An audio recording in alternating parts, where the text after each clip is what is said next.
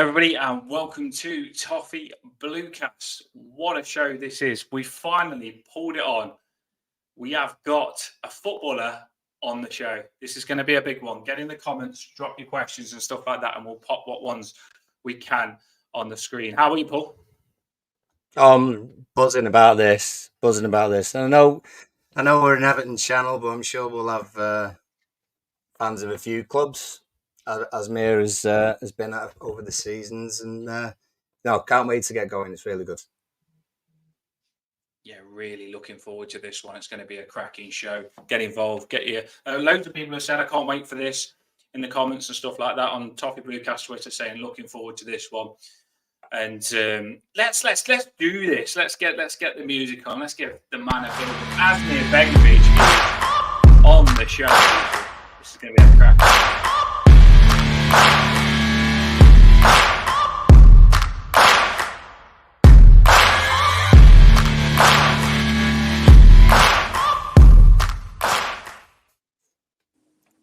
Love a bit of music, don't we? Welcome, Asmir. Oh, thank you, gents. What an intro that was, by the way. I'll take it. It's fantastic. Thank you. My partner goes, are you going to give him the wrestling build-up intro? I goes, yeah, you'll probably like it, Asmir Begović. So I'll give you a big one there to build it up. So excited to have you on, mate. Thank you for coming on. No, it's a pleasure. Thanks for asking me. Appreciate it. Right, so a lot of Everton fans, we are going to... What Toffee Bluecast does is we go live before and after games. And we try and get our Everton fans close to Everton as much as we can. And we also try and get as close to the players. And we have a player on the channel. So we are doing what Toffee Bluecast wants to be doing now. We're getting insight on a player. And we're going to try and go through loads of things to just give you listeners what you want. And we're going to start by Asmir Begović. I used to play football on my front garden every night, thinking of becoming a Champions League footballer, Premier League footballer. I used to say to myself, if you can do 500 kick-ups, you might be a Champions League footballer. And I didn't do it. I got all right standard, but I didn't do it. How did your football journey start, Asmir Begović? At what age did you start? Well, yeah, I mean, firstly, don't worry about the 500 keep you uppies, because I still can't do it myself. So that's not the most important thing. But I guess, yeah, I mean, my journey started, I was born in Bosnia, and my dad was ex-professional goalkeeper back in the former Yugoslavia, which I guess late 80s, when I was born, was a fantastic footballing nation when everyone was still together. So my granddad used to play in goal.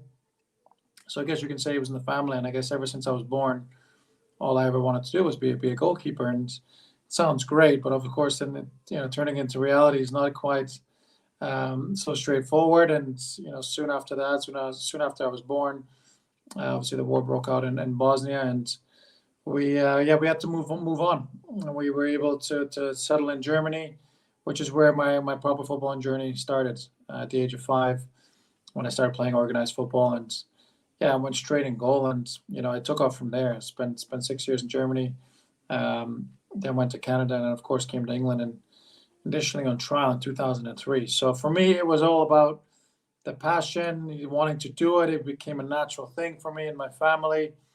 All I ever wanted to do was be a goalkeeper and play in goal. Nothing really else interested me. And, I'm really lucky that through all the hard work, and I guess the work with my dad put into me, especially in Germany, especially moving to Canada at that time. If you think back 20 plus years, the state of play and the level of football in North America wasn't quite what it is now. So the opportunities weren't great. So I had his training to thank, and he was a massive influence on me. And like I said, I had plan A and never had to go to plan B. So I've been really, really lucky to do what I wanted to do and live my dream from a very early age. Did you feel like pressure because, like you say, your dad was already a professional footballer? That sets a really high bar straight away. And you say he was a big part in pushing you. Did you feel pressure that you had to become like that level straight away? Did he know that you had it? When I was younger, no, I didn't think of it. I think when you're younger, that's just what I love doing. I love being around my dad. I love, he played semi-professionally in Germany.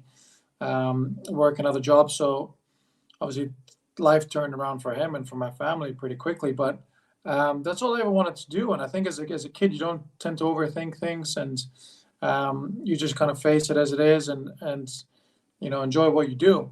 I guess as I got older and as I realized, my dad was actually a proper goalkeeper, and he did some stuff, and talked to his friends. They used to say he was half decent, and it's a shame we didn't really have like YouTube back then, so I didn't see many of his games back in the day. But obviously, I followed every step along the way, and when I could, while he was still playing in my earlier years. So never felt pressure. I guess he was the one I looked up to. That's all I ever wanted to aspire to. Yeah, I mean, don't get me wrong. I always had this ambition. Yeah, I'm going to be one of the best in the world. And you kind of say it a little bit lucidly when you're younger. And, through hard work, things started to open up. And obviously, I got to a pretty good level. So I never felt that pressure. I think my brothers and stuff coming through, they probably felt a little bit more pressure as I think the media space and everything now is so much bigger, and I think there's more attention on what we do. So that was probably more impactful on them. But no, as a youngster, I think that genuine love for the game, which, to be honest, is still what drives me today, and I still have it today. So Really, I was going to say, how did the Portsmouth thing come about then? Because you were in Germany at that time, or were you over in Canada at that point? So yeah, I was over in Canada, in North America. So I moved to what was I, 10, 11 years old, and then started making my way through the ranks there, playing in other sports. I was quite keen and really big into basketball, volleyball, played tennis quite at a good level. But football was always my number one sport, and especially in Canada, living in Edmonton, where it's pretty cold 6 months of the year. So yeah. The opportunities, the way we played soccer over there in the winter was totally different than over here. So it took me to about 14, 15, where, then you start playing for the regional teams, your provincial teams, and then you get scouted for the national teams. And then when I got scouted for the under 15 national team is when I really, all eggs in one basket, football, here we go, give everything else up, and off I went. And that's when things started to really happen. I was playing regularly for the national team, having camps. I was playing not only under 15, I soon got called into the under 17, so I'm playing age groups up, which added more commitments to me and my school schedule. And then I got the opportunity to come to England. Agent started sniffing around, and then an agent back then came to my parents and presented his opportunity to come to England. And it was arranged to come on trial at Portsmouth back then for 2 weeks, and then Spurs for 2 weeks. So a month away from home, which I'd never done before. So that was a pretty big task at the age of 16. So it was all I ever wanted to do. So for me, actually, it wasn't like, as I said earlier, I just took things in my stride. Kind of, I felt like that's the way it should have been. I was going to say Portsmouth, we're there for about 5 years. 5 years possibly, a few loan deals and things like that. Is that where you kind of paid your dues and did your time and then got the experience from? Yeah, so I got the opportunity to come to Portsmouth 2003, the year they got promoted into the Premier League. So one day you're in Canada, next day you're in England, and you're training with the likes of Teddy Sheringham, Steve Stone, Patrick Berger, Matty Taylor, Gary O'Neill, Shaka Hislop was in the goalkeeping front. So I'm like, well, life changes pretty quick. So I come to Portsmouth and I get offered a contract really within the first couple of days. So I was like, it was a no-brainer for me to stay there. And it was one of the best decisions I ever made because the club were super supportive of me, super supportive of my family, and then the whole transition and the move, which was really, really nice. And then, as you rightly say, I flew over 2004 properly, but spent a total of 6.5 years at Portsmouth. And then as any youngster, you go on your loan spells. You have to kind of climb your way up the ranks through the English pyramid and the English game. I had all sorts of loan spells from Belgium to Macclesfield, to Bournemouth, to Yeovil twice, to Ipswich, and then comes the big break. And then as soon as the big break comes, things move pretty fast. And then I go to Stoke, so they chop you up, or they gobble you up pretty quick if they show any potential. Yeah. And that's how it worked out for me. Yeah. No, you smashed it. And Stoke, you was there a long time, weren't you, Stoke? The fans are amazing. We know the Stoke fans, they're quite passionate as well. I seen you the other day tweet about Stoke long throws that become back popular again, the long throws. There you go. That football's changing again now, isn't it? It is going not all passy. It's going, I mean, with Everton now, we do a couple of long throws and crosses and stuff like that. It's going back to that way a little bit now. Yeah, I mean, I had an amazing 5.5 years. I mean, it was, again, a decision: do I go to Stoke or do I go to Spurs? So I had to let Spurs down twice in my career, which was not ideal for them, I guess. But, you know, I that was the big step, obviously, going through the ranks from League Two to the Premier League. Then that's where I had to be really careful, which was the next best step for me to really establish myself in the Premier League and at the world's biggest stage. And Stoke gave me that platform. And again, a fantastic environment for me to work and develop and learn the game and continue to progress from many different aspects, from the goalkeeper coach in Andy Quay, from the manager in Tony Pulis, and then Mark Hughes. So I couldn't have asked for a much better place. And then the fans, and I guess what we achieved in that time, you know, we should have never achieved, but we had such incredible team spirit, togetherness, and of course quality on top of that. Yes, we had a bit of a unique style in playing, which was incredibly effective, and that was what the managers wanted. They wanted to play purposeful, effective football, and you know, I think the fans really took to that. I think it was a really good relation to the town, to the nature of the people, the culture there. So it was a really perfect fit, and we overachieved, and I think that's what's probably let the teams down after that, because they were held to those standards that we set, which probably weren't realistic long term. So they tried different things to get back to those levels, to top half finishes regularly, FA Cup finals, European football. I mean, again, you shouldn't probably not realistic to do those things on a regular basis. But we had unbelievable success, and we achieved everything I guess there was to achieve. Really, we squeezed out the maximum that we could. Yeah, and well, no one wants to go to Stoke on a wet Tuesday night, do they? So that's always been the thing. No one wants to go to Stoke because it's a dangerous place to go, really. So you don't often get a result. Ask Arsenal a few times, I'm sure. Yeah, Arsenal particularly didn't like it. Nobody liked it. I mean, I think we were so used to the elements, and I think the way the Britannia at the time could play in the conditions. You know, we were training in it every single day, so we're acclimatized to the wind, to the rain, however it comes. So the fact that we were able to do that, I think, was much easier for us to adapt to than teams coming there once a year. So they don't like it. It can be a little bit unusual, of course. I think with the location of the stadium and the conditions that can be put on there. So for us, we used an advantage. I mean, it was brilliant as a team and the way we played. It suited us perfectly. The fans bought in, so there was a cauldron. I think the atmosphere. So all around, you know, we always wanted to give it our best shot. So it was always going to be very uncomfortable visiting teams. I can't. I've got to say this as well. The fact that you're in the Guinness World Book of Records as well for the longest goal, 92 meters. Yes, sir. Yeah, absolutely. I mean, that was a good. That was a pretty cool moment and a special day, of course. Just a great time in my career. Really, a lot of things happened in those couple of years, in terms of achieving things at Stoke and then with the national team and scoring a goal and stuff like that. So, yeah, really, really cool. That's when the winds, see, like I said, playing to the conditions and using them to your advantage, and that's how it exactly worked out. Well, I remember Tim Howard. Dan, remember Tim Howard scoring a goal on a very windy night. Yeah. He didn't seem very happy about it though when he scored. He was sort of a little bit embarrassed about it. What did you do?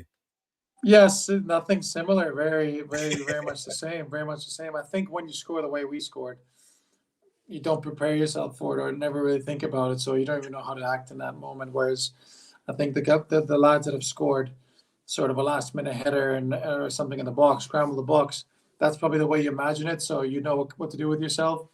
Whereas I think the way we scored, I think if we start running around the pitch in circles, it's a little bit odd. So we kept it. I was going to say, I know Dan. If he was in goal and he scored that goal, he would have been running around the pitch, lap of honour. It's a long way to go. Doubt. Yeah, without doubt. First of all, I think you missed a trick there, Asmir, because I would have definitely said I meant it. 100%. Yeah, I took into account the wind conditions. I knew exactly what I was doing, and I completely went for goal on that goal kick that you went for. I know you meant it, didn't you, Asmir? You meant that one. partly, yes. Yes, of course you did. I'm going to ask some proper football fan questions now, just because channels don't often get football players on, and there's probably some stuff that fans want to know. Well, I do anyway. So do you know when you're a football player, my partner says this to me as well, you change team, you have to move house and everything. How do you find that? It's just something I've always been interested in, like thinking, oh, they could have been settled into that house, and then now they have to move all the kids to school, to a different school. Is that hard? Yeah, that's the hardest side of the game. That's the hardest side of the game. I think nothing really prepares you for it, because sometimes you don't know what the right thing or the wrong thing is to do. Especially when you move more frequently these days. I know with the loan spells are different, but I think when I look back at my first sort of 10, 11 years in the game, in the English game, I had 2 permanent teams. There was a bit of more longevity. I think managers stayed around longer. There was just an easier way of doing things. So when you do move, you feel like you will settle down and set up roots and things like that. Whereas I think now the game is so ever changing with so many different things happening, it's even more difficult. So a lot of probably players and families, they get a base, they settle themselves somewhere, and then you travel from there as a player, which again makes it difficult on yourself, because you're isolated and away from your family, but then also on the family because you're away from them. So there's many ways to do it. I think as kids grow up as well, you have responsibilities, you have school, they have friendships, they have exams, they have their own responsibilities. So that side of things is really, really difficult. And like I said, you don't know. I look back now, I probably should have moved a couple times when I didn't, and I maybe didn't need to move a couple times when I did. So you don't know, because you can't see the future. You sign contracts or longer term contracts. And like I said, you look at the game now, what's happened at Everton over so many years, just as the prime example. So many managers, different styles of play, different philosophies, different people running the club. That means you're in the plans, then you're out of the plans. It's really tough. It's really tough as a footballer. And I think that obviously the higher level you play, the more games there are, the more travel there is, the more time away from the family. So you miss things, you miss certain milestones. So that's definitely the hardest side of the game, no doubt about it. Is that the kind of thing that happened because you were at Bournemouth? I know you had a couple of loans. You went to AC Milan as well, which was great. But then you came over to us. Was that move-in situation one of the things that you had to deal with when you came to the Northwest? Yeah, I did, and I've based myself in one place for now 9 years. Obviously Chelsea and Bournemouth relatively close, and then you end up going on loan to Karabakh for 3-4 months. So it's not worth moving. Then you go to Milan for half a season, and then that ends up being longer because of COVID. So you're like, well, maybe I could have moved for 8 months. You don't know. And then I come back to Bournemouth for a year, which again is closer to home, and then I come to Everton for 2, and it's a year on, and it's really difficult. Probably in hindsight, yeah, I should have potentially moved. Now looking back, how long I spent there, and maybe could have spent longer there. So these are the things you don't quite ever know in the time. So you try and make the best decision with the information that you have, and make the best of it. So that situation where you come into Everton, you find out who the manager is this time.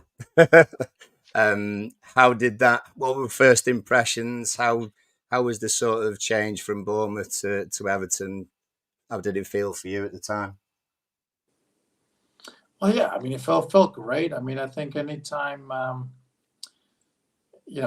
team the size of Everton and everything come calling, you're immediately interested. There's no doubt about it. I think initially my main conversations and main interest was with the goalkeeper coach, Alan Kelly, who's one of the best, most respected goalkeeper coaches in the game. So the fact that he picks up the phone and we talk about things, that obviously felt like an immediate fit.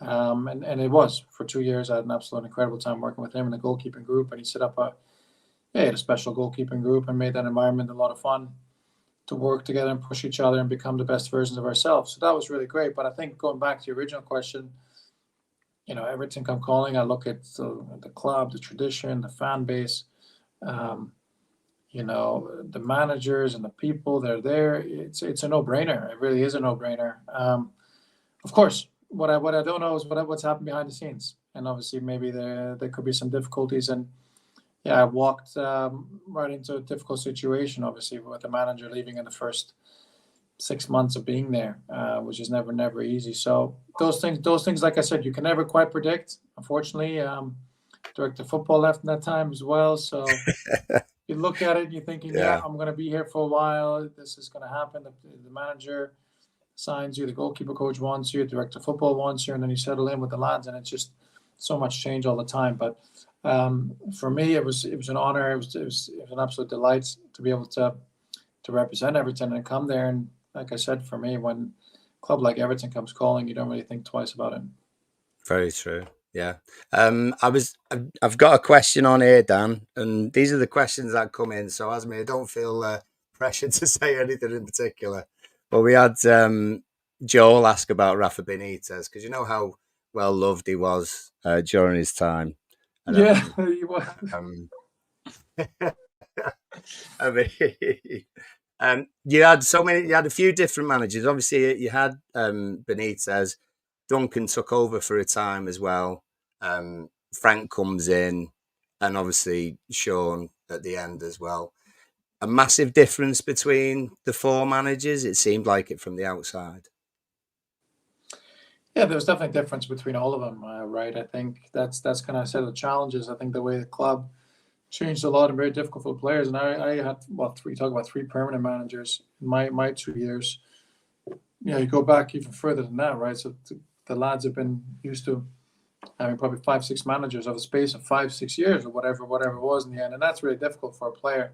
I think with Rafa, it was, for myself, it was fine. It was fine. I mean, I'm always, like I said, with the goalkeeping group, my job was pretty simple. What he wanted me to do, and I tried my best. Obviously, when I played, was given that opportunity. So from my point of view as an experienced player coming in, the role was clear, and again for me it was quite easy. And I'm quite low maintenance, so I think for Rafa Benitez quite easy to deal with, and that's exactly what he wanted. I think what the club wanted, and that situation was absolutely great. So no issues there. But as you rightly say, I think that's probably a question for the higher ups and the people who were in charge at the time. Obviously, why choose Rafa, or what happened there? Because yeah, I think the link between, especially someone like that who was at Liverpool such a long time, I think for the fans it was always a difficult one, and obviously that translated onto the players, onto the club, onto the pitch, and it made for a difficult atmosphere. So I don't know what happened and how they went about hiring him and how that worked out, but probably not the right fit. Yeah, the players are footballers, like you players are footballers as well. So what we think, you probably think the same as well. You're probably at training, you're thinking, he's a Liverpool man, Rafa Benitez, isn't he? Probably think the same. You know what's going on in the fans' head a bit. Yeah, and you can't stay away from it. And I think that it's there's being at Liverpool. If he was there for a year or two, and things happen, time moves on, and you get another opportunity. So you have your loyalties there, but as fans, you say he was proper Liverpool, and it wasn't just the short space of time. So I think there was always that little bit of a connection. I think Rafa was, he's a proper professional, top class manager. So it was nothing wrong there. But I think just overall, and as soon as things got tough, obviously, then it just becomes really difficult to turn that around. So yeah, probably looking back, I'm sure the people in charge look at it as a bit of a strange time, really. And obviously change happened.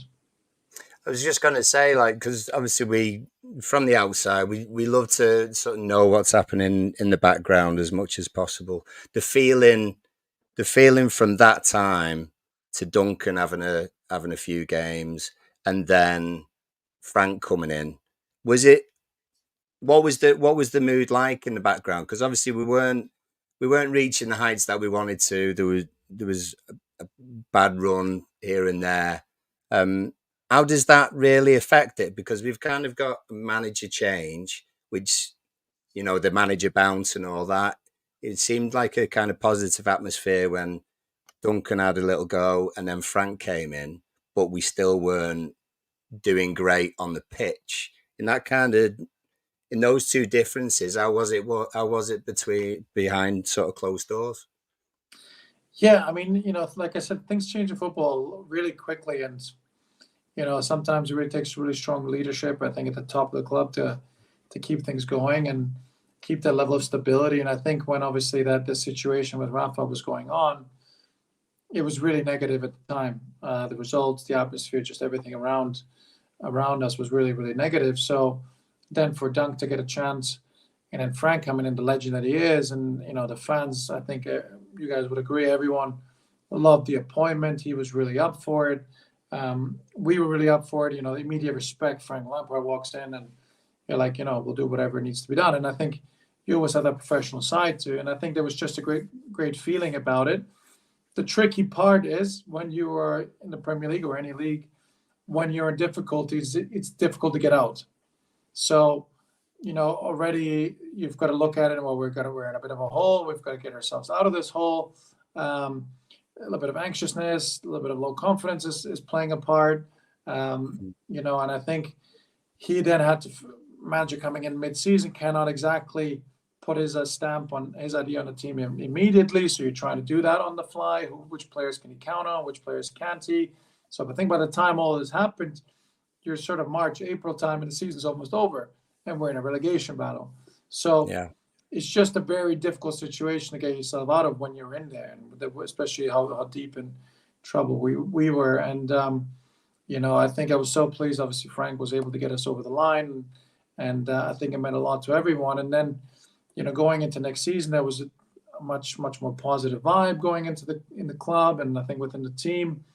And I think by the time we got the team going, things were pretty good. But again, football, things one bad month and you're in trouble. That's the nature of the beast and the top level of the game. And like I said, in the Premier League and the Championship, and things happen very quickly. And then as soon as we come back from the winter break and we've got a bad run, and obviously Frank's in trouble. So, could we have turned around? I believe so. And then obviously Sean comes in and he has a massive effect on how to do things. And again, he's a different type of manager. So then trying to implement his style and his way of working, not only on the pitch to match days, but during the training week as well, takes time. And I think, but then by the time we got going, it was enough to keep us up, which was great. And then obviously this past season was probably a lot more comfortable when you look at results and points totals with all the deductions. And I think that's the level of stability which is important now going forward. Yeah, I'll tell you, I'll come back to that in a second. But that the season with Frank, there was two particular games for me and Dan, which were key. And you were involved. Obviously, you were involved in both. But you started the Newcastle game at home. That was eventful. That was eventful. Joel reminds us. I'm just going to. I think I've got something here. A present for you, Asmir. You probably want a picture of this at your house. It's a good picture if it's the right one. Here we go. Yeah. Well, I can't say what I actually felt in this podcast. I mean, I guess it's language. Help yourself. Yeah, but you can imagine what happened there. Just look back and the boom. This guy. I mean, what in the world is going on there? You are thinking you can't make this stuff up. You can't make this stuff up. It's just unbelievable. Yeah, I mean, because obviously we were down to 10 men as well at this point. It was a really, really low ebb at this point, but we were holding on, and then we needed a little bit extra time, and then he helped us out by getting it. No, I don't think anyone needed that much extra time. That's for sure, right? And I mean, again, I think it showed the resilience of the team, and that was one of the most special nights. Definitely playing at Goodison. I mean, the atmosphere that night and when we scored. I mean, Alex scored. The noise is deafening, and I think everyone obviously went wild. And sure, we're capable of. Like I said, we never made it easy. Whether it was going down 10 men in that game, just everything kind of for us was always doing it a difficult way. But yeah, it was special to play nights at Goodison like that. Honestly, it meant a lot to me and to experience that atmosphere. And I wish we didn't have to put you guys through it and everything else. But the silver lining of both those years really was getting to experience the power of the fans at Everton and how special Goodison could be. And I think everyone coming together with all the build up to the matches and everything that was going on, I think it was truly special to see. Yeah, I was going to say the other one actually ranks to quite a few Evertonians as their kind of their greatest game that they've been to. Certainly the most desperate and nerve jangling was the Palace game. Obviously, I know you're on the bench for that, but that half time is what I was going to ask you about, to be honest, because obviously it was not great. 2-0 down, not looking good. We've got Arsenal last day away. What was the dressing room like at that point? What Yeah, was well, said that's where it to was really totally important. inspire a turnaround? Yeah. To give you a bit of an insight, I mean, that's kind of where it was important to have the group that we had in the senior players and experienced players, because sometimes you got to look at those situations and find a positive. And I remember, being quite quiet, and I'm sort of one of the more vocal lads in the dressing room and trying to get guys going and keep that positive energy. And I remember saying the one thing I said, well, lads, if Crystal Palace can score 2 goals and a half, why can't we? And it kind of resonated with everyone a little bit. Of course, you're never quite sure if you do, but yeah, that's me. You're the man that started it. Then you are the man. But I think we have to always believe. We could have been in situations where we could have given up. It was happened at QPR this year, and you kind of through experience is how you keep people together and put a positive spin on stuff and make guys believe. Because if you don't believe, then it's not going to happen.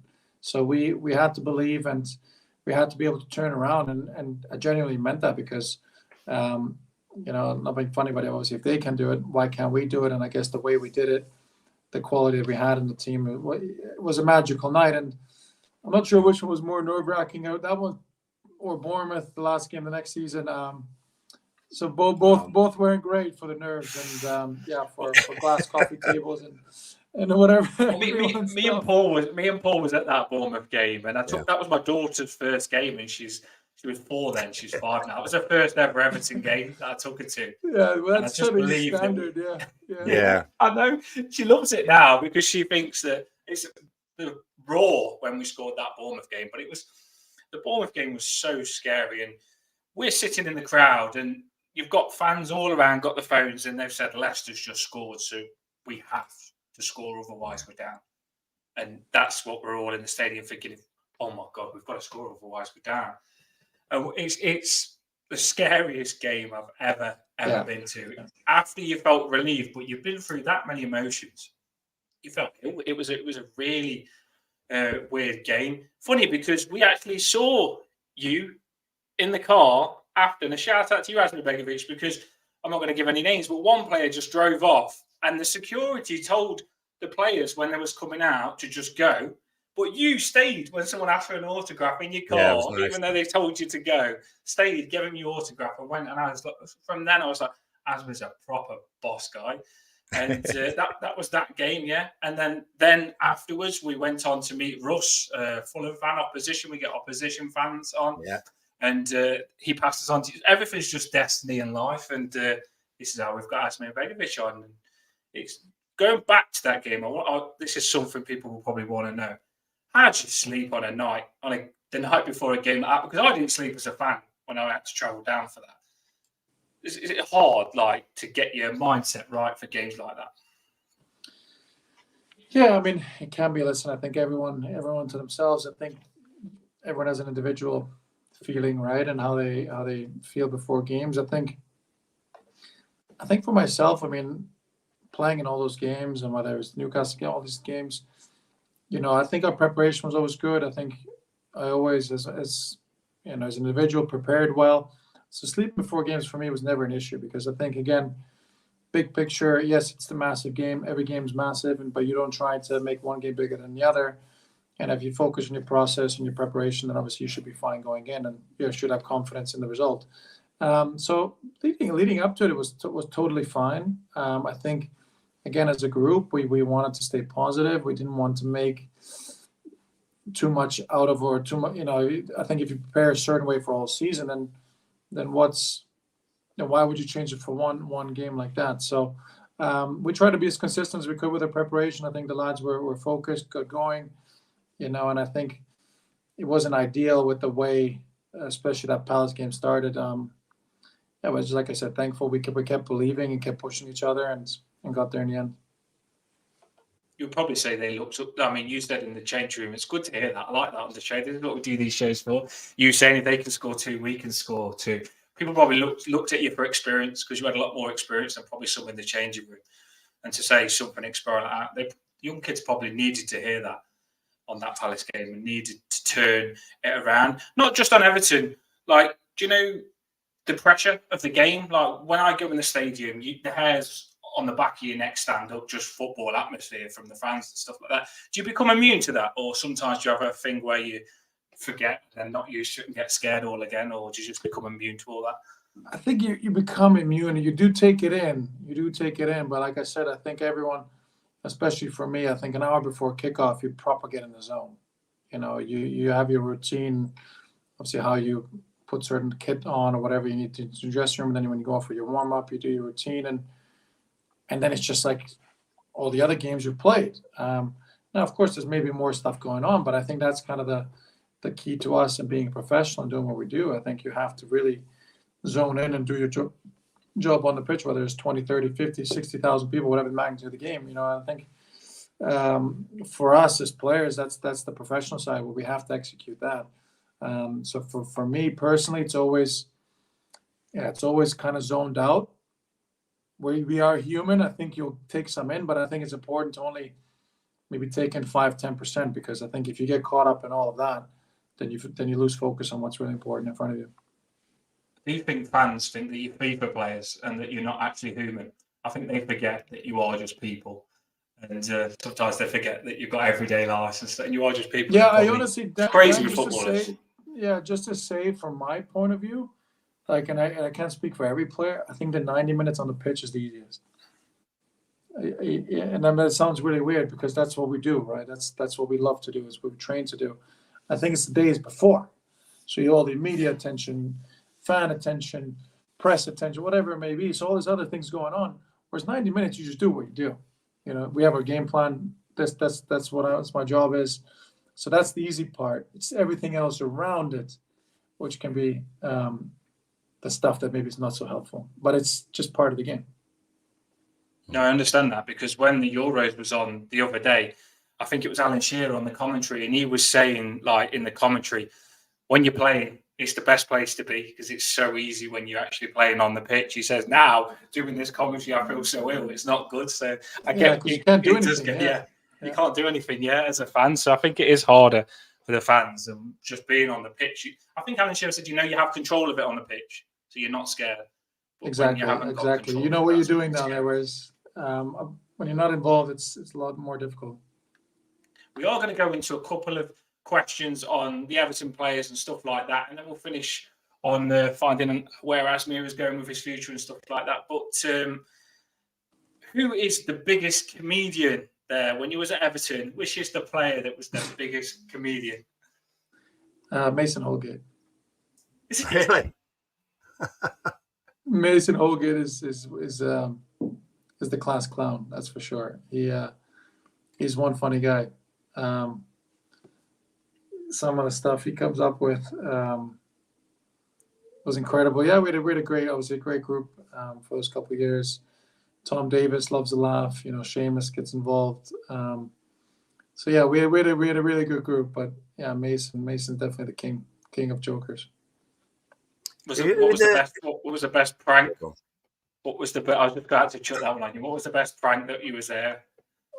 If you're not allowed, if you can't say, we understand if it's a prank. Yeah, I mean, do you know what? It's not so much a particular prank. I think it's just the general banter, and some of the stuff gets said. Obviously, some of the staff get involved too.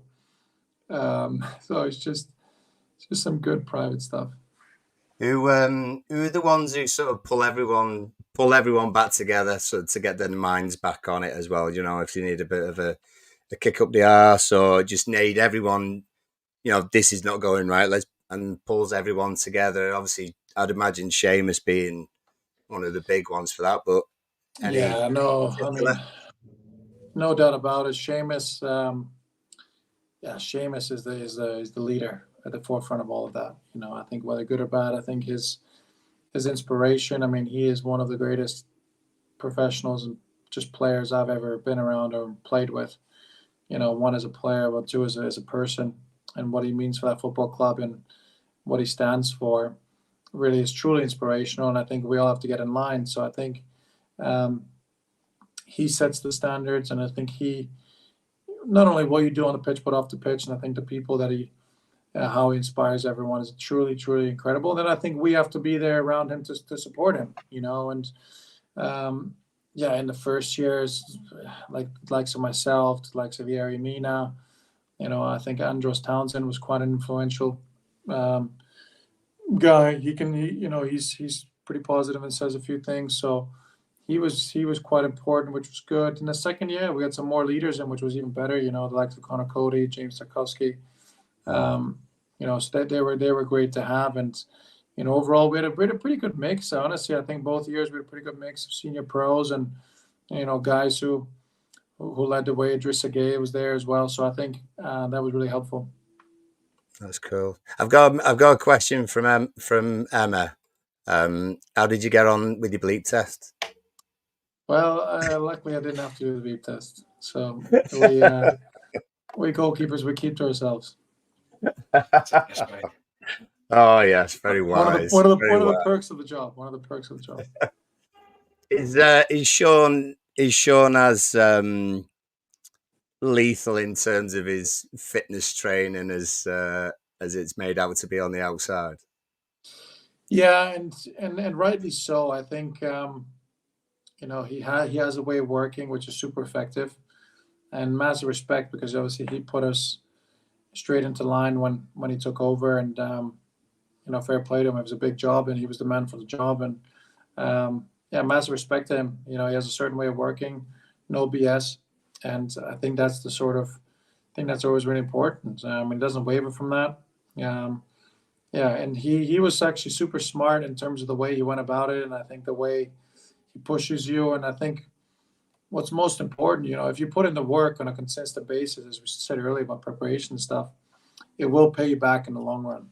It just will, and I think he was a big believer in that, and I think he instilled that into the group and into the whole club. Yeah, because I think from our side we see Sean. Sean often got a bit of stick for not making as many subs as people would like him to. But I thought actually our fitness improved massively when Sean came in, and we were able to last longer in games and see games out in particular ways. And I guess all that's come from the work on the training pitch and the fitness work, really.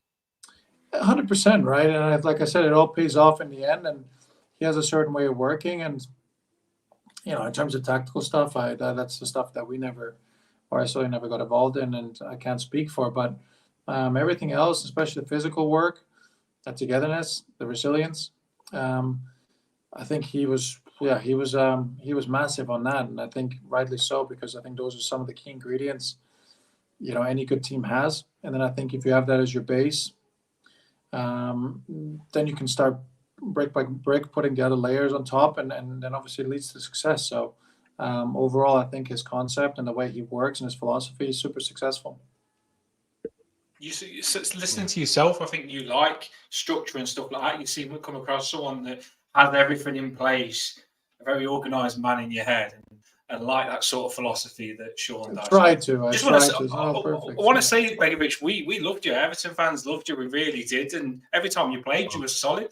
I mean, you had good competition in front of you, didn't you? In Jordan Pickford, which we'll touch on in a minute. England goalkeeper at the minute at the Euros, but every time you played for us, faultless. I mean, England have just had a penalty shootout now. You had a penalty shootout, didn't you, in the Sydney Cup? I just watched back before you come on. Well, I had 3 of them at my time, and won 2 and lost 1, which is the one we shouldn't have lost. But yeah, it was an eventful time. It was an eventful time every time I played, and I think, like I said, it was an honor to wear the shirt and captain the team a couple of times as well. So that was really, really cool and really, really special, and I was really welcomed by everyone, all the fans and the whole city. And the whole Everton community with open arms. And for me, it was really special 2 years. The goalkeeping group was tremendous. Obviously JP was leading the way, and I was brought in to help push him and set those standards. And then we had Andrew Lonergan as well as our third member, and he was just, can't say enough good things about him, just as a person, as a professional, the work he put in every day, the quality he still had. And then you had a couple of younger lads, the Harry Tyrers, the Bailey Krellins, underneath that. So the actual dynamic and structure of the group was perfect, and that was all set up by Alan Kelly. And how does sorry, go on. No, go on, Asmir. Sorry. No, and it worked because obviously the results were there. Obviously, Jordan's now, I think, won 3 years in a row, Player of the Year, and that's kind of kickstarted everything, and that's what we're all to do. Because I think if the group's right, if the dynamic, everything was right in the group, then it allows whoever the number one is, for example, to have hopefully a lot of success, and that's exactly the way it turned out. Yeah, I was just going to say, because you've been over your career, you've been on both sides. You've been the number one, and you've been on the bench as well. How does, obviously you've been able to deal with it because you've had a great career, but how does that affect you not being first? Because obviously every footballer has got a massive competitive streak and wants to be on the pitch all the time. So how are you able to deal with that sort of on a regular basis because of Pickford, for example? Yeah, so that's a really great question, actually. And I think there's always something missing when you're not playing. So we don't have to, sugar it up. And, say the truth is there's always something missing, especially when you can still play. There's obviously times where you think maybe, I am quite comfortable being a number 2, number 3. Don't really need to play, and that's kind of the best I can give, and I will just focus on training. But I think when you can still play at that level and at the highest level, then there's always something missing, and it never quite sits right with you. I think what was really important at Everton was obviously the group every day. So the way we pushed each other and trained well every single day made it so much more enjoyable. So that kind of offsets the not playing on the weekend a little bit, right? So because if it was misery every day and then you're misery not playing, then it's a bad mix. It's a really bad mix.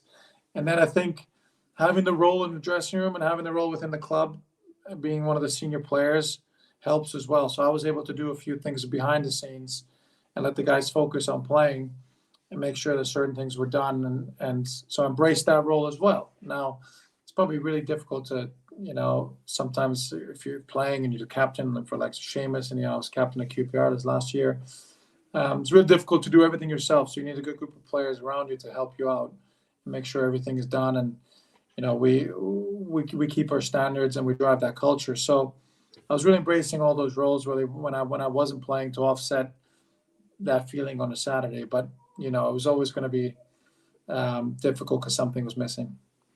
Yeah, I do think Sean Dyche is quite good at that.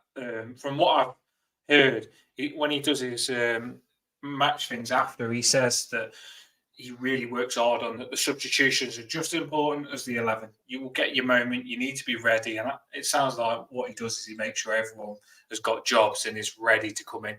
Our bench seems stronger for me personally. I just think personally that when Sean Dyche was the manager, people that come on wasn't like unhappy and they was keen to get in and take that chance when they got that chance. So it was a nice competitiveness from the bench, I think, under Sean Dyche. Yeah, agreed. I think it's a key to a successful team. I think it's almost the impossible job, really. But I think if you can keep everyone as engaged and as together as possible, then I think gives you a great chance. And I think it's really, really important. And Sean did a great job of, I think, keeping people engaged and keeping people involved and giving them roles. And I think that goes back down to recruitment, the players, the people. I think if you bring in the right characters to understand the big picture, that it's not about the individual, it's about the team, then I think that also helps and makes that situation a lot easier. It as fans, when we was doing the channel, it felt like we got behind. I mean, I know we spoke about Benitez, and it's a hard one for us to swallow, but we did still say, you know what, we just want Everton to do well. So we just want Benitez to do well. So we did get behind it, although some probably don't think we did get behind Benitez. We actually did. We got behind everything as fans. It was just a real rough ride because sometimes it's about more than the team. It's about what happens at the top. We won't go into that, but it was a rough ride at the top. And us fans just kept saying on the channels and on spaces and on stuff like that, just ride the storm. And the storm was the Crystal Palace game, the Bournemouth game, and last game. I mean, I've just seen it in the comments now. What did you think of point deductions? Because that was a random one for us last game to deal with, wasn't it? Yeah, I mean, it's unprecedented. Yeah, again, I wasn't in the building this past year, but yeah, that's never easy. I mean, that can't be good to deal with. It's never good. And I think, again, fair play to Sean, because that's the sort of leader you need, who just focuses on the process, doesn't let the outside distractions interfere with the preparations and the team. So I think he was obviously incredibly spot on in terms of how he prepared and would have kept everyone together. So that kind of stuff's definitely not easy. And I think you have to give massive credit to the manager and the players for sticking together and just ignoring those things and pushing all the way to the end. Yeah, correct. Right, we are finishing on the hour. As much as we'd love to keep Asmir Begović for about 6-7 hours, because he's an incredible guy, we want to get all your questions on, but it's hard when the questions coming in. I'll try and that one that just popped on, Jamie. I'm sorry if I leave your question. We love our subscribers, so we don't want to miss them out. If you haven't liked and subscribed, make sure you do. I do forget to say that. But who's the best shirt that you've got, Asmir? For my whole career. What's the best name that you've got? Well, you're a shirt collector. Not everyone is. This is the fun part. So what's the best top that you've got? And then we'll ask you your five-a-side team. We'll finish it on a bit of fun here. The best shirt that I've got. I've got a Gigi Buffon shirt. Close Paris. Zlatan Ibrahimović PSG shirt. That's class. That's good. That's class. Yeah, I mean, all things. I mean, I know it's not a related question, but that PSG shirt. I mean, Gigi Buffon. I mean, him and Oliver Kahn were sort of my idols, so that has to be number one because of the goalkeeping. But that PSG shirt meant a lot. One, because they knocked us out of the Champions League with Chelsea, but they must have been the best club team I ever faced. I mean, the team they had on the pitch, I mean, just the presence in the tunnel, the size of them, everything. How they never won the Champions League that year, I will never know. Because if they didn't win it that year, I don't think they ever will. And when you look at the Kevin Trapp's here going goal, Van der Wiel on the right, Thiago Silva, David Luiz center halves, Maxwell left, Thiago Motta, Verratti, Matuidi, Pastore. In the middle of the park, Cavani's, Lavezzi's, Lucas Moura, Di Maria, Ibrahimović up front. Just kept coming. And it was like, if we lose to them, they're going to win this bloody thing. And they never did. So that's the only story about that. But actually, that's a pretty cool one.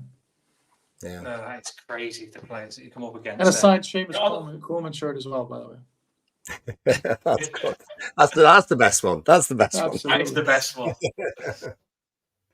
I've got a few questions that sort of Emma makes an interesting point. Do we see a lot of goalkeepers go into management? I'm trying to think of many that are. I'm sure you know a few, but is that a trend that keepers don't generally go into to the boss's box? You're right. Yeah, I mean, Emma's a great question by Emma. It's a bit of a, how can I put it, a bit of a stigma, isn't it? It's like, I don't think you get the goalkeepers go down the goalkeeper coach route. And they're like, no, you can't be a manager. So there's not many. I think Nuno at Forest is one. I was thinking him, Yeah, Walter Senga did a little bit. I think Tim Flowers does a little bit. I think, was it Nigel Atkins? Was he a goalkeeper back in the day? Maybe. Might well have been. I mean, it's the same. I suppose it's the same with any defender. You know, like Sean being a defender back in the day, everyone sees him as quite a defensive guy. And I remember in the 90s, Kevin Keegan, who was a striker, Newcastle side, just no defence, all attack. So I suppose you end up with that reputation, possibly. Yeah, I guess what we're saying is the midfielders are the best managers, but yeah, it is a bit of a thing. I mean, I guess there's just a bit of a cloud over it. To be honest, I don't know why. I guess it's just the nature of the beast. Goalkeepers stick to goalkeeping, and that's it. Yeah, well, I'd see in terms of goalkeeping as well. Eugene asked whether you would you'd go back to Everton as goalkeeping coach at some point, but he's also mentioned. I think he's putting the word out for you because there's Celtic are looking for a new goalkeeper now. So Yeah, you never know. Yeah, I mean, listen, I don't know where my future lies yet, but I think when Seamus Coleman takes over as manager one day, if he wants me to be his goalkeeper coach, then I'm sure we can swing that. I mean, are we looking? Are we going to see Begović playing next season? Is QPR contract up? Are you back at QPR? Yeah. Like my contract was up, so we couldn't agree on a new contract. So I'm technically a free agent.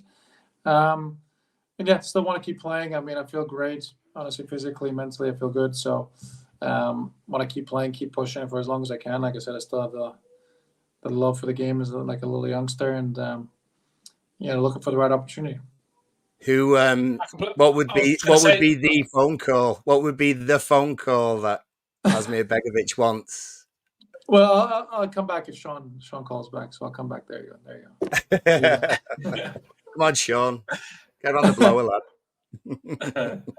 I was just going to say that you was playing fantastic for us, and sometimes when you took over Pickford, I was happy. I just said yes, Begović. It felt like we had two first choice keepers, and that's how I honestly generally felt. I said to you, didn't I, Paul? Sometimes I said, yeah, Begović, and but I like them both, and that's how I felt when you was there. So I definitely could. I don't know what happened with the move. Probably won't go into that when you left Everton, but I definitely feel like you have loads more football to play in goals because you was amazing when you was in the Premier League for us. So you definitely still got some playing in you. You just need to get that right move, don't you? Yeah, no, thank you, Dan. Obviously, I really I played 46 games this past season, and yeah, I really loved it. And I think with me leaving Everton, I mean, it was two reasons really, and they're probably my reasons. I think the club were pretty good and wanted me to stay. And I thank them for that. But I think just from an individual point of view, I think my family spent a bit of time away from the family, so moving closer to them was important. But just playing, yeah, I genuinely love playing, and I felt like I could do it. And the fact that I was able to do it and play another 46 games, not that I got it all out of my system. Obviously, I still got plenty more, but I looked at it and I remember doing my medical at QPR, and the physio said, "Oh, you played 10 games for Everton, 2 years." Like, no, that can't be right. Surely I played a lot more. You must have something. It felt like that. For some reason, obviously, I know we had a couple of games in Australia and preseason games and things like that. But I genuinely played 10 games in 2 years. It's 5 a year, and I was like, you only get one chance at this career, and I for love, as much as I loved everything about Everton, I felt like I still needed to go and play, and I wanted to go and play, and that's the only tricky thing with having sort of two number ones. You look at some of the other teams now; they're going to be in the same position. It doesn't last very long. You can do it for so long, but there is no longevity to that, because I think if they're both genuine or wanting to play, there's only room for one. No, yeah. I completely agree with you. I think football's a special thing to play in front of fans and stuff. And while you've got it, do it. Keep doing it and keep smashing it. Are we going to see you become a golf professional? Because I've seen you on Golf Life. Are you going to take over Bryson? Are you going to give Bryson a run for his money on the PGA? Maybe in 10 years or so, but nowhere near it at the moment. Absolutely nowhere near it. It's fine, Asmir. Dan thinks he's going to win the British Open one year, so Well, I'm sure you'd be better than Dan. You'd be better than Dan. No chance. Well, you know what? It's funny, Asmir, because I've been watching the Golf Life, and it's a cracking channel. I give them a shout out if anyone's listening. It's a good channel, and I didn't like golf, but I watched that, and because they've started from scratch, Tubes and Ange, it's made me want to play golf. So I've gone and brought a second-hand golf clubs just because people say, make sure you get just second-hand ones because you might not like it or be good at it. So I've gone and brought some second-hand ones. And I'm on the verge of trying, because where I live, there's all beautiful golf courses near Whitby. So I'm on the verge of starting. And in my head, because I'm watching people on YouTube, I'm thinking, so easy to get a birdie. Like literally just whack it, get it near the hole, birdie, birdie, birdie. And I think I'm going to be good. But Paul has told me it's going to be a lot harder than what I think, Asmir. I'm sure you will as well. Not easy. Not easy. Oh, golf's brutal. Brutal, Dan. I mean, it just makes you feel so bad at times. It's a very humbling sport. We are looking to finish the show. We'd love to get more in. So we haven't got it all in. We want to get so much in. But as Paul said earlier on, you're doing a lot of stuff as well, ain't you? What are you doing right now away from playing your football? Yeah. So I started my own goalkeeping brand about 5 years ago. Kind of just came naturally. And, I have massive passion for goalkeeping. And, what is the opportunity to kind of start my own glove brand. And, I wanted to do that.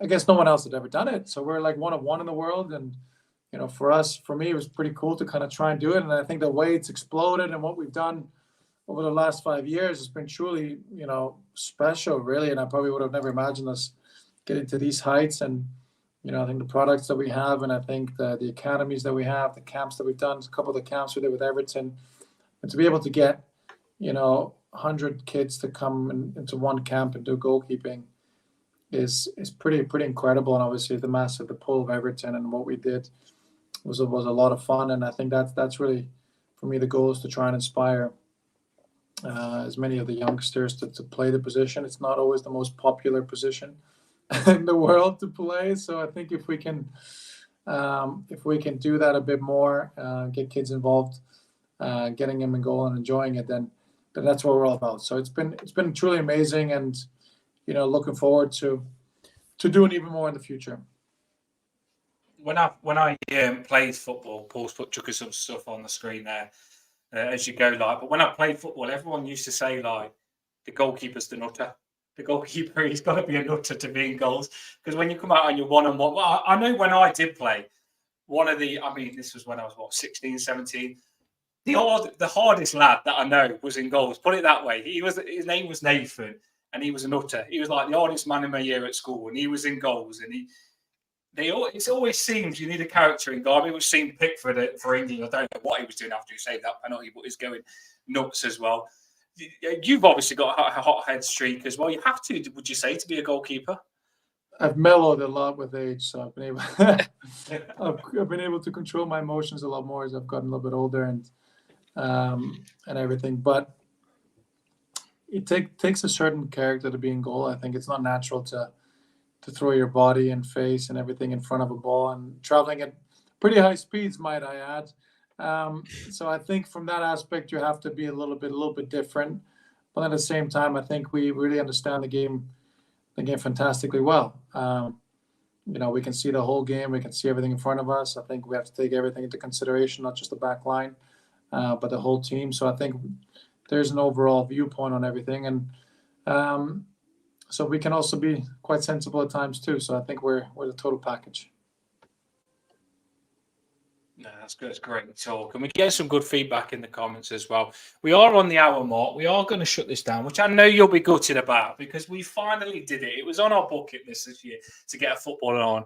And hopefully we'll get plenty more as well, because as fans, like I said to you, when you was coming on, I was nervous. We just want to know what it's like to be a footballer.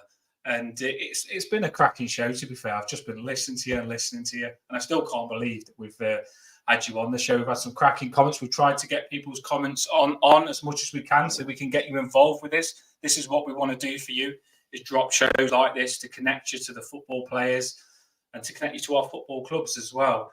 Asmir, it's been amazing having you on. I hope you've enjoyed it. I hope we've done you proud. And good luck with whatever you do. I've got my eyes on you. Good luck with whatever you do, and I'll be watching you. Get back on Golf Life as well. I want to see if you've improved, and then give me a shout out.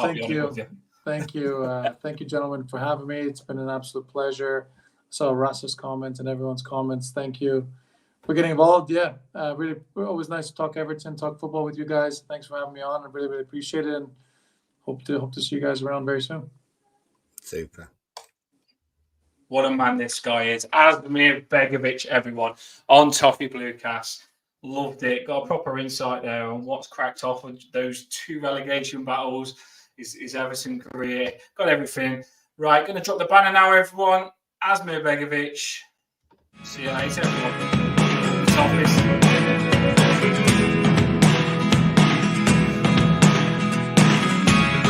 Never really know what's going on.